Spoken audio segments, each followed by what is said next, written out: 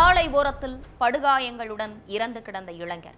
விபத்து வழக்கு பதிவு செய்து விசாரணையை முன்னெடுத்த காவல்துறை. வழக்கையே தலைகீழாக புரட்டி போட்ட போஸ்ட்மார்ட்டம் ரிப்போர்ட். உடனிருந்த நண்பர்களே இளைஞரை கொலை செய்தது ஏன்? அடித்து கொன்றுவிட்டு ஆக்சிடென்ட் போல் செட்டப் செய்த கொலையாளிகள் சிக்கினார்களா?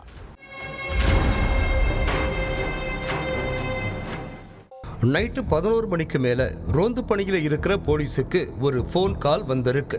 வண்ணாங்குளம் மெயின் ரோட்ல ஒருத்தர் ஆக்சிடென்ட் ஆகி இறந்து கிடக்கிறதா அந்த வழியா போனவங்க சொல்லி இருக்காங்க.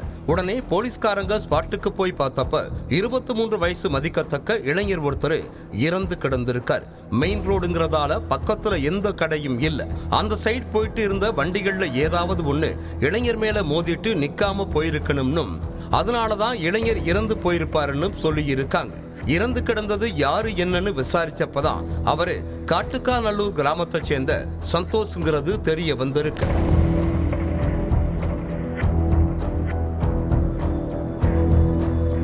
வண்ணாங்குளத்துல இருந்து காட்டுக்காநல்லூருக்கு 2 வீலர்ல போயிட்டு இருந்த போது ஸ்பீடா வந்த கார் பைக் மேல மோதியதுல தான் சந்தோஷோட உயிர் பிரிஞ்சிருக்கும்னு போலீஸ் நினைச்சிருக்காங்க.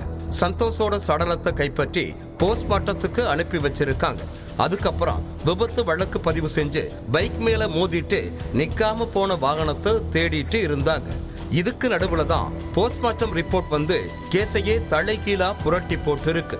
சந்தோஷோட உடம்புல ஆக்சிடென்டால ஏற்பட்ட காயம் இருந்தாலும் அவரோட உயிர் போறதுக்கு அது காரணம் இல்லைன்னும், யாரோ அவரோட தலையில கண்ணாடி பாட்டிலால அடிச்சிருக்காங்கன்னும், அதுலதான் சந்தோஷோட உயிர் பறி போயிருக்குன்னு போஸ்ட்மார்ட்டம் ரிப்போர்ட்ல தெள்ள தெளிவா குறிப்பிடப்பட்டிருந்திருக்கு.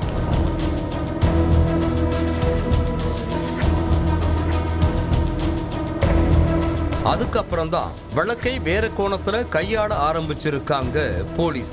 சந்தோஷ யார் தலையில அடிச்சது, அவருக்கு என்ன ஆச்சு, இப்படி ஏகப்பட்ட கேள்விகளுக்கு பதில் தேடி போலீஸ் தீவிர விசாரணை பண்ணாங்க. அதுலதான் சந்தோஷுக்கு ஆக்சிடென்ட் ஆகிடுச்சுன்னு நாடகமாடின அவரோட நண்பர்கள் தான் கொலையாளிங்கிறது தெரிய வந்துச்சு.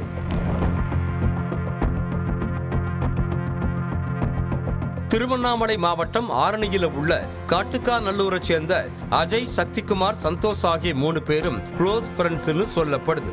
எங்க போனாலும் 3 பேரும் ஒன்னா தான் போவாங்களாம். அப்படி 3 பேரும் வழக்கம் போல வண்ணாங்குளத்துல உள்ள டாஸ்மாக் கடைக்கு போயிருக்காங்க. மது பாட்டில வாங்கி வந்த 3 பேரும் அங்க இருந்த காலியான இடத்துல உட்கார்ந்து குடிச்சிருக்காங்க.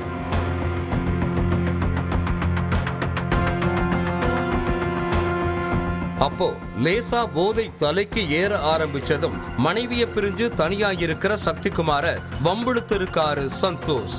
மது போதையில இருந்த சந்தோஷ் சக்திகுமாரோட மனைவிய தகாத வார்த்தைகளால பேசினதா சொல்லப்படுது.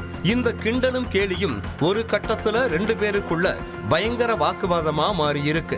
அதனால பொறுமை இழந்த சக்திகுமார் பியர் பாட்டிலால நண்பன் சந்தோஷோட தலையிலேயே அடிச்சிருக்கார்.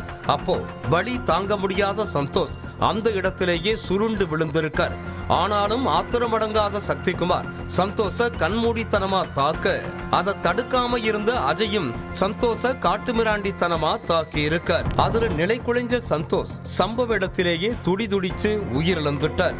அவர் உயிரிழந்ததும் பயந்து போன அஜயும் சக்திகுமாரும் போலீஸ்ல சிக்கக்கூடாது அப்படிங்கிறதுக்காக சந்தோஷோட சடலத்தை வண்ணாங்குளம் மெயின் ரோட்டுக்கு கொண்டு போய் போட்டது மட்டுமில்லாம ஆக்சிடென்ட் மாதிரி செட்டப் பண்ணி இருக்காங்க.